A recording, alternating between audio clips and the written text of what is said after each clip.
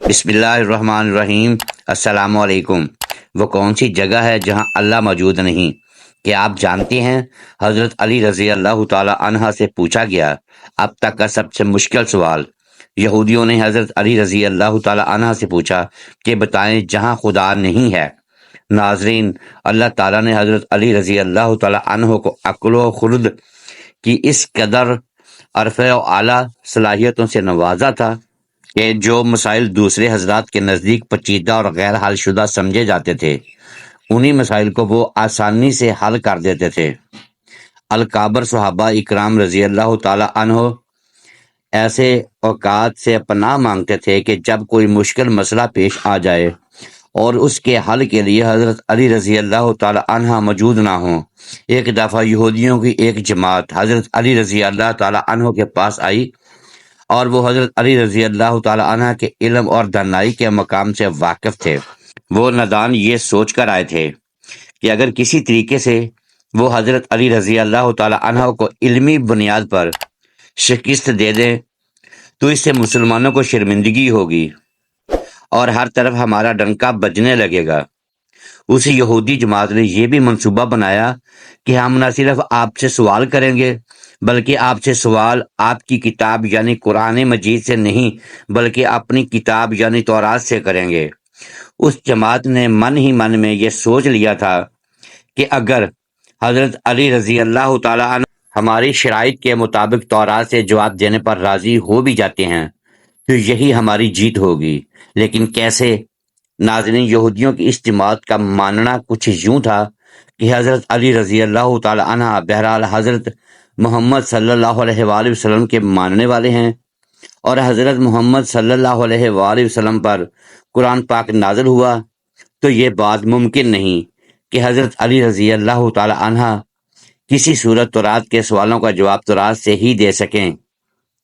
ناظرین، یہودیوں کی اس جماعت کا سربراہ جس کا نام راس الجالوت تھا، اس کی زیر قیادت یہ جماعت حضرت علی رضی اللہ تعالی عنہ کے پاس آئی تھی۔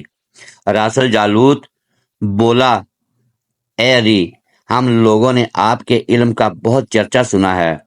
حضرت علی رضی اللہ تعالی عنہ مسکرا کر بولے، تو کیا اس بات کی تصدیق کرنے آئے ہو؟ راس الجالوت بولا، ہم آپ سے چند سوالات کریں گے، آپ کو ان سوالوں کا جواب ہماری کتاب تورات سے دینا ہوگا، اور اگر آپ نے سب کے سامنے ہمارے سوالوں کے جواب دے دیے تو ہم آپ کو باب العلم مان لیں گے۔ حضرت علی رضی اللہ تعالی عنہ نے مسکرا کر جواب دیا، میں فی الحال اس بات سے بالکل غافل ہوں کہ تم لوگ کیا سوالات کرو گے اور تم کیا سوچ کر آئے ہو۔ اگر میں تمہارے سوالوں کو جواب دینے میں کامیاب ہو گیا تو کیا تم لوگ دین اسلام قبول کرو گے؟ یہودی اس بات پر آمادہ ہو گئے کہ اگر ان کے تمام سوالوں کے جواب انہیں تورات سے مل گئے تو وہ یہودی مذہب چھوڑ کر اسلام قبول کر لیں گے، اور یہ اس بات کی دلیل ہوگی کہ جن سے آپ نے علم سیکھا ہے وہ یقیناً اللہ کی طرف سے بھیجے گئے سچے نبی ہیں۔ ناظرین، اب تمام معاملہ طے پا چکے تھے اور پورا مجمع خاموش ہو کر بیٹھ چکا تھا۔ سوالوں کا سلسلہ شروع ہوا۔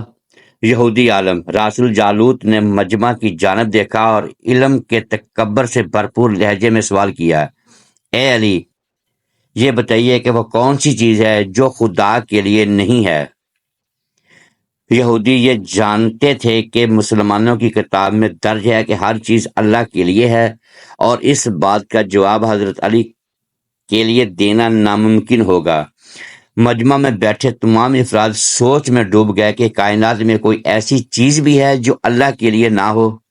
تب حضرت علی رضی اللہ تعالی عنہ نے بغیر کسی توقف سے فرمایا کہ تم جاننا چاہتے ہو کہ وہ کون سی چیز ہے جو اللہ کے لیے نہیں ہے، تو اس کا جواب شرک ہے۔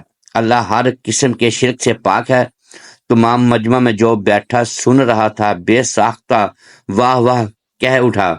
ناظرین، اب راس الجالوت نے دوسرا سوال کیا، اے علی، یہ بتائیے کہ وہ کون سی جگہ ہے جہاں اللہ موجود نہیں؟ حضرت علی نے اس کو فوراً جواب دیا کہ اللہ تعالیٰ ہر جگہ موجود ہے۔ اس پر راس الجالوت بولا، اس سوال کا جواب آپ ہمیں ہماری کتاب سے دیں۔ حضرت علی رضی اللہ تعالی عنہ نے فرمایا، کیا تمہاری کتاب میں یہ نہیں لکھا کہ حضرت موسیٰ علیہ السلام کے پاس ایک فرشتہ آیا اور حضرت موسیٰ علیہ السلام نے اس سے پوچھا کہ تم کہاں سے آئے ہو؟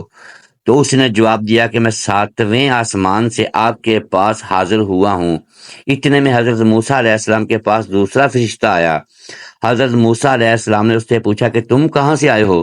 اس نے جواب دیا میں زمین کے 7ویں طبق سے آپ کے پاس حاضر ہوا ہوں۔ حضرت موسیٰ علیہ السلام نے پہلے فرشتے سے پوچھا 7ویں آسمان میں تمہارے قریب کون تھا؟ فرشتے نے جواب دیا میرے قریب میرا رب تھا۔ حضرت موسیٰ علیہ السلام نے زمین سے آنے والے دوسرے فرشتے سے پوچھا تمہارے قریب کون تھا؟ اس نے جواب دیا میرے قریب میرا رب تھا۔ تو اس سے یہ معلوم ہوا کہ بلندیوں کی انتہا ہو یا گہرائیوں کی انتہا، اللہ رب العزت ہر جگہ موجود ہے۔ ناظرین، راسل جالوت اب تھوڑا گھبرا گیا تھا یہ دیکھ کر کہ حضرت علی رضی اللہ تعالی عنہ نے اس کے سوالوں کے جواب اس کی کتاب سے ہی دے دیے تھے۔ اب اس نے حضرت علی رضی اللہ تعالی عنہ سے تیسرا سوال پوچھا اے علی یہ بتائیے کہ وہ کون سی چیز ہے جو خدا کے قریب نہیں؟ حضرت علی رضی اللہ تعالی عنہ نے فرمایا کہ ظلم ایک ایسی چیز ہے جو میرے رب کے قریب نہیں ہے۔ ناظرین، اب راسل جالوت نے پے در پے شکست کھانے کے بعد اپنے سوالوں کا زاویہ بدل لیا۔ اب اس نے علمی سوال کی تاریخی اور سائنسی سوالوں کی طرف اپنا رخ موڑ لیا اور بہت ہی تکبر بھرے انداز میں اس نے پوچھا اے علی اس چشمے کا نام بتائیں جو زمین پر پہلی مرتبہ جاری ہوا۔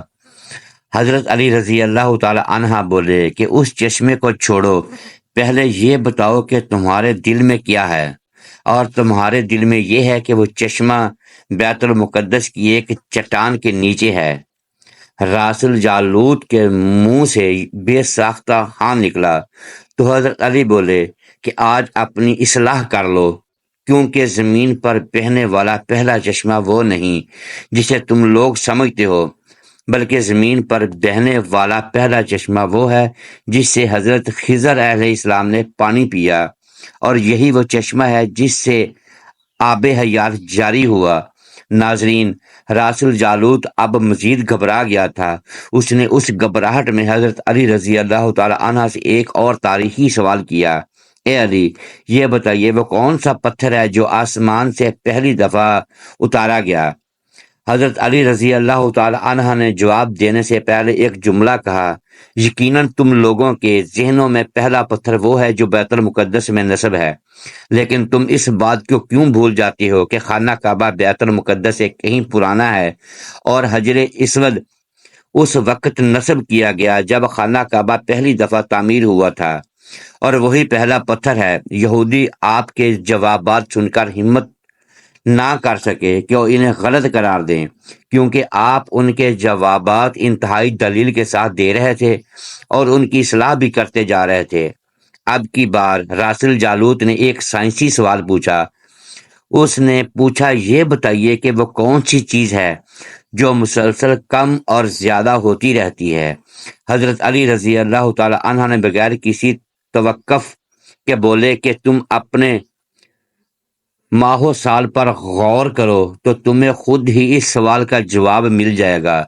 راسل جالوت نے پوچھا وہ کیسے؟ آپ نے فرمایا کوئی دن اگلے دن کے برابر نہیں ہوتا، اس طرح گزشتہ رات اگلی رات کے برابر نہیں ہوتی۔ یہی وہ دو چیزیں ہیں جو مسلسل کم اور زیادہ ہوتی رہتی ہیں۔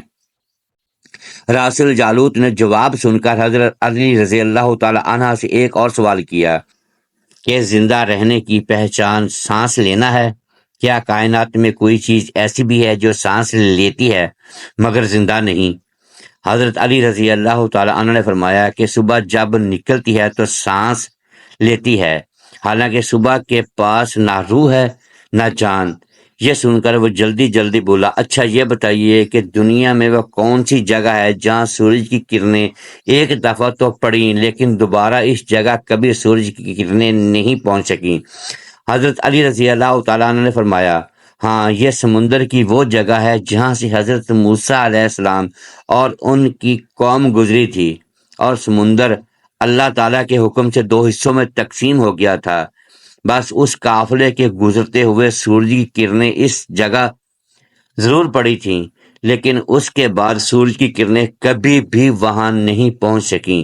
ناظرین، جواب پاتے ہی اس نے حضرت علی رضی اللہ تعالی عنہ سے پھر سوال کیا کہ یہ بتائیں کہ وہ کون سی دو چیزیں ہیں جو ہمیشہ غائب رہتی ہیں، اور وہ کون سی دو چیزیں ہیں جو ہمیشہ حاضر رہتی ہیں۔